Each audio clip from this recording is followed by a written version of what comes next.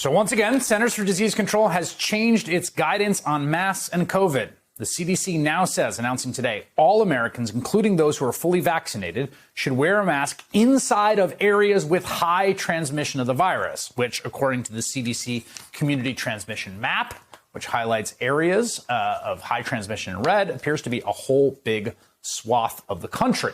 To help explain this change in policy, I'm joined by Dr. Anthony Fauci, Director of National Institute of Allergy and Infectious Diseases and Chief Medical Advisor to President Joe Biden. Dr. Fauci, Dr. Walensky was saying that at the announcement today that this was based on data they've been collecting sort of in real time about Delta variant transmission. So what's the data, and what about the data pushes towards this as the policy recommendation? Okay, there are two aspects, Chris. One, we know that the Delta variant is considerably more efficient in transmitting from person to person than the original Alpha variant that we have been dealing with. Number one, the Delta variant is the totally dominant variant now in this country, more than 85%, and in some regions 90+%. But even more importantly, it is clear now that when there are breakthrough infections, namely people who are vaccinated but still get infected with the Delta variant, which happens because no vaccine is 100% effective. We've learned clearly now, without a doubt, that people who are vaccinated get a breakthrough infection, actually have enough virus in their nasopharynx that they can actually transmit it to other people and have documented transmitted to other people. So because of that, the virus has really changed, and that has really triggered the change in the CDC guidelines. So right now, the way you correctly said, that even if you are vaccinated, you need to wear a mask in indoor public settings in the areas that have a high degree of transmissibility, namely the orange and red areas of the CDC designation. So when we spoke about the decision by the CDC to say you didn't have to mask indoors if you were vaccinated, the key driver there was data about virus transmission amongst those folks vaccinated. And you were on the program, and there was a little bit of a question. We knew that in the testing for the clinical trials and then in real world testing, this was doing a very good job of preventing severe illness and hospitalization. There was more question about whether you had viral load to transmit. The data came back saying you don't really, and that it's okay to be indoors. Right.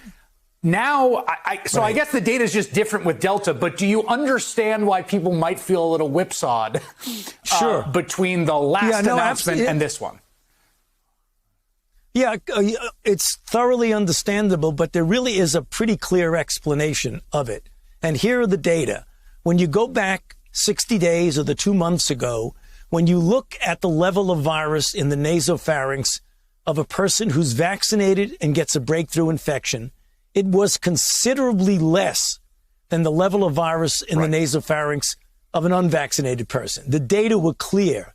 Now that we have a Delta variant, that has changed the entire landscape, because when you look at the level of virus in the nasopharynx of a vaccinated person who gets a breakthrough infection with Delta, it is exactly the same as the level of virus in an unvaccinated person who's infected. That's the problem. So those data are very compelling, and that triggered the change in the CDC guideline. That is fascinating to me, because I know basically nothing about medicine, but I guess my intuition would be that the viral load would correlate to severity of illness. And what I'm hearing from you is that, like, you've got a situation in which Delta is producing a higher viral load and higher viral load shedding by orders of magnitude, if the data we have is to be believed, and yet not leading to severe illness in the way that you would fear, right? That the big fear was that you'd have that it would essentially evade the vaccine. Right. Chris, you nailed it, because that's exactly what it is. That the antibody response, the immune response that your body makes that needs to block virus in the upper airway needs to be much more powerful than the immune response that protects your lungs. In other words, you need a lower level of protection. The lung is more easily protected than the upper airway. Right. We know that from animal studies. It's very, very clear.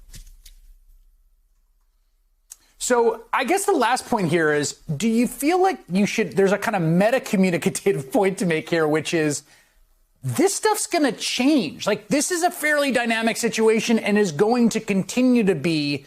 It's not like we're going to just kind of turn the page on coronavirus, because there might be new variants and there might be different seasonalities, and that's going to be part of life. Well, Chris, it doesn't have to be if the overwhelming majority of the people in this country get vaccinated. We could nail this down by just crushing it. The problem we have, Chris, that you and I have discussed multiple times on your program, right now, we have 100 million people in the United States who are eligible, who are not getting vaccinated. That's the problem.